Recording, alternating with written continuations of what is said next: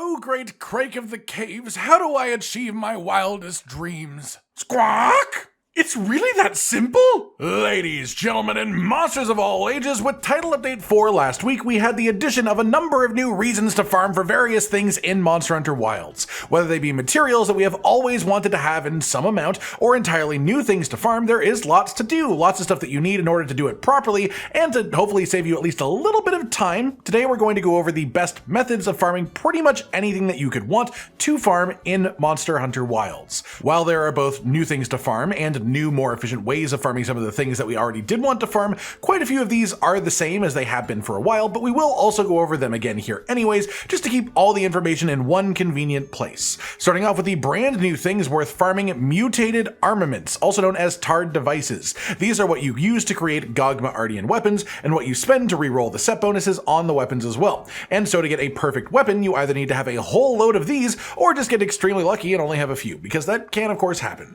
That said, the only way to farm these items currently is from gogmazios. There are ways to improve your efficiency of how many parts you get for kill, and I'd be doing you a disservice to try and say it all in here. We have a full video up on the channel already with a large part of it dedicated to optimally farming tarred devices, and I highly recommend you check the video out for that specific farm purpose. However, if you really want the quickest summary possible, you want to break as many of Gog's parts as possible, make sure you use the Elder Breaker cannon, which you already should be doing regardless, and look for any glowing blue parts on his body and target them to actively dislodge mutated armaments from him. As well, you will get regular Artian parts from doing gogmazios as well, so I pretty much just recommend farming gogmazios for anything Artian related at this point, especially as you will need way more tarred devices and gogmazios parts than you will base Artian parts with the way that the system has evolved. But it is worth noting that you can also meld for Artian parts at the melding pot to turn ones that you don't want into ones that you do, and you can even trade in tarred devices for regular Artian parts, but that really is just not worth it, as they are worth the same point amount.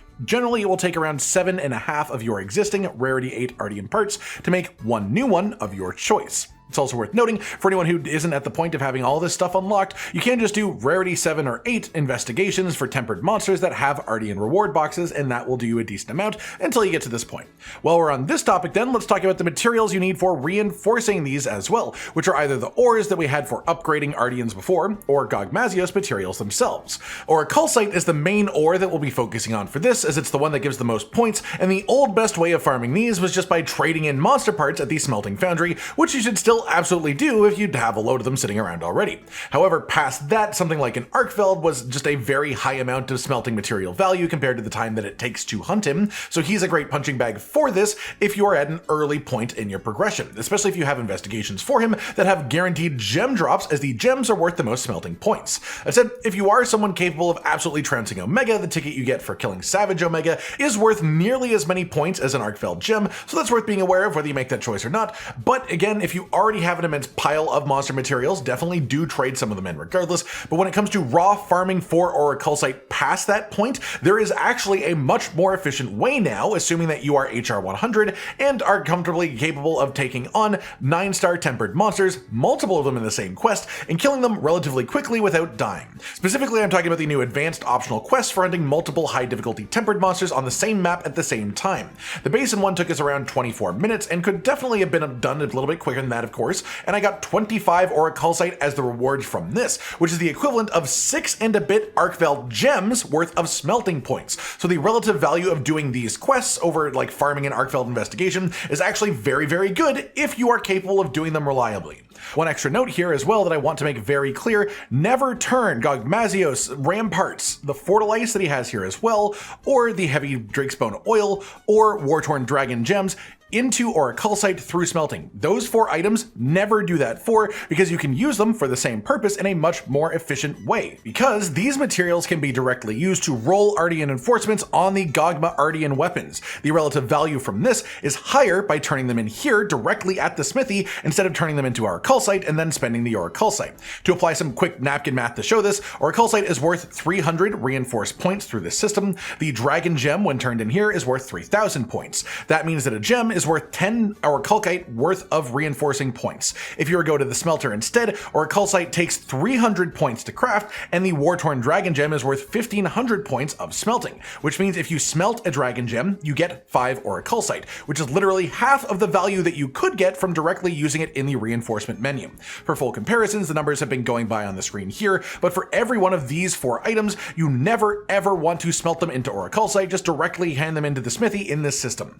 That said, on the note of smelting, all of the main points that we've talked about with smelting for orichalcite also applies to armor spheres. You can also smelt monster parts into armor spheres, and arkveld with gem investigations is again an absolutely ideal target for this, with Savage Omega potentially being better if you can do it fast enough. The concept of fast enough, by the way, just also depends on how good your arkveld investigations are, but will generally be around the 10-minute mark. Armor spheres, however, do have some other very solid ways of farming them. Specifically, there are a couple of super relevant event quests. The old classic one that people ran for ages for this was the tongue-tied event quest for a tempered chotacabra that is currently in rotation during the festival as well, of course, and with new builds you can do this in probably like a minute and a half, maybe even down to a minute, if you really scripted the fight, really took advantage of his weaknesses, and got good at looping it. The average armor upgrade point value of the rewards from this tends to be around 1500 to 2000 points of upgrade value if we give it the higher of those numbers, and we assume most people will be closer to 1 minute 30 seconds doing it on loop. That makes it around 1000 to 1300 upgrading points of value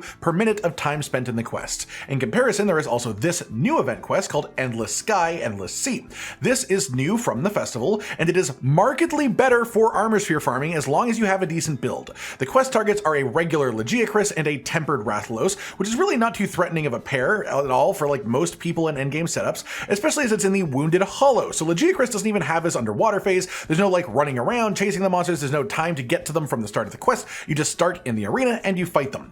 8 minutes or so I think is generally a good benchmark time for a good endgame build for this quest in Title Update 3, and the rewards that I was getting were anywhere from 20,000 to 25,000 upgrade points of value in armor spheres. Averaging that out a little bit would put us somewhere around 3,000 armor upgrade points per minute of quest time, which makes it more than twice as good as the tongue-tied event quest, even at the generous numbers that we gave that. So this is genuinely a very solid way to farm armor spheres now, this new quest, especially with the transcending system, making armor spheres so much more relevant very suddenly. That said, next up let's talk about monster materials and parts in a general sense, which you can of course then use the smelting for too.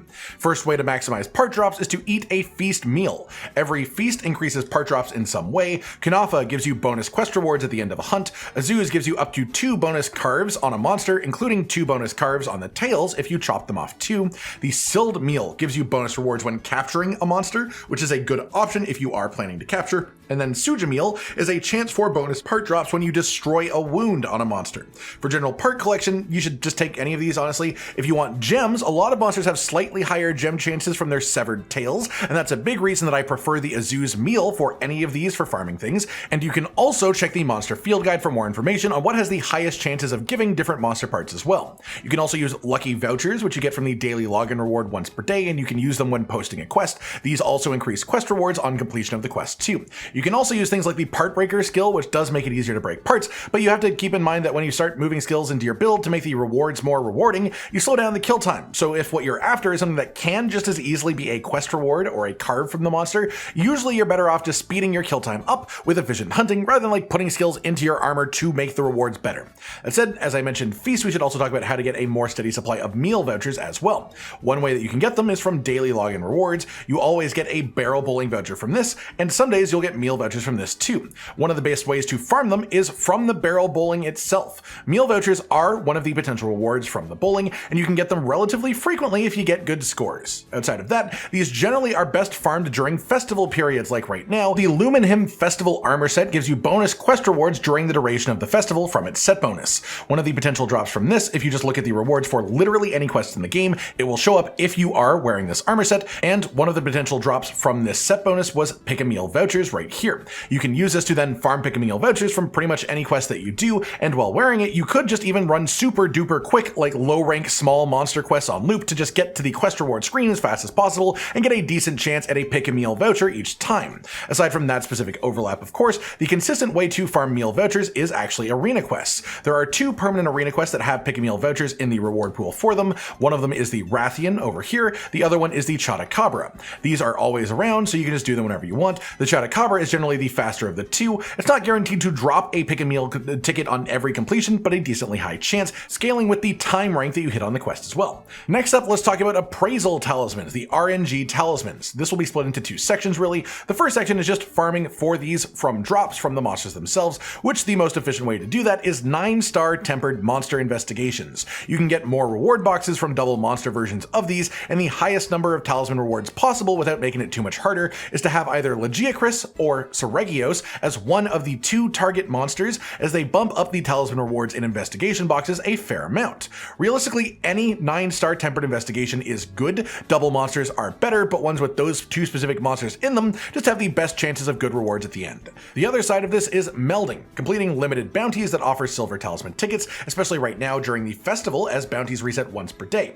These melding tickets can be used to make more talismans through melding, and the objectives are usually something that you would already want to be doing anyways if you were farming for talismans, like hunting 9-star monsters. As well, you can meld any talismans that you don't want to keep into new talisman rolls as a method of recycling at the melder as well. Similar concept for decoration farming. The best way to get decorations generally is to farm investigations for non-tempered monsters. You can get decorations from tempered monster investigations too, but tempered monster investigations usually have some sort of reward boxes for Artian relics, whereas non-tempered investigations that can just be purely decorations in the reward boxes, which is the ideal way to farm those. Like with talismans, you can meld decorations into new decorations if you want to, but the exchange rate is not great by any means. Just a couple more topics to go over here then nice and quickly. Guild points and Zenny farm seems to be the same that it has been for quite a while, so we'll try to go through this part relatively quickly.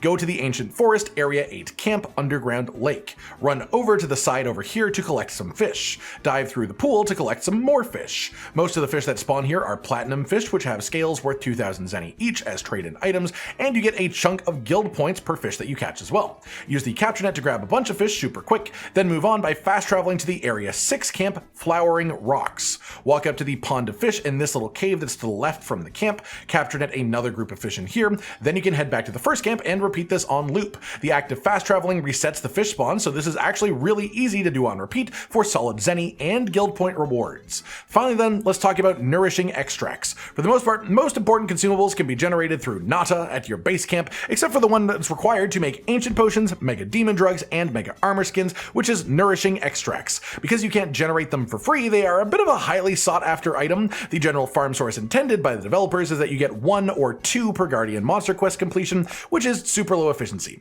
The second best option is the barrel bowling activity in the Grand Hub, which has a chance of giving Nourishing Extracts based on your completion rank and stuff like that. So if you have loads of barrel bowling vouchers, this is a great reason to go through them and just collect as many rewards as you can. And as well, I mentioned before that it does also drop feast vouchers, so there's another reason that you'd want to do it too. Outside of this, the main sort of farm source for Nourishing Extracts then is a specific quest. Nourishing Extracts are a quest reward from all Guardian monsters, and this actually includes low rank as well, and this actually includes small monsters too, so the best way to abuse this is the Guardian Sacred Small Monster Slaying optional low rank quest. You can get through this easily in like a minute flat. You can get anywhere up to like 4 Nourishing Extracts I have seen from one reward group, and then if you have lucky meal or lucky vouchers, you can get extra rewards per completion as well. That just about does it for today, number 1. The best way to farm pretty much anything relevant to know how to farm as of Title Update 4 for Monster Hunter Wilds. I hope this helps you out, and hopefully it saves you about as much time as possible while just trying to get into the builds that you want, so that you can then use as much time as possible to actually play them. Like if you liked the video, subscribe with the notification bell for more, and most importantly, ladies and gentlemen, until next time, stay sweet. Josh, Cotton, and Hollow with the videos, dropping the humor like a hammer on your tippy toes, bringing entertainment on a daily arrangement to take our insanity and turn it into entertainment. Yes, I said entertainment twice, to reiterate that it is nice to look into your faces on a mostly daily basis when you let us in your homes to make the whole world a stage. Goodbye.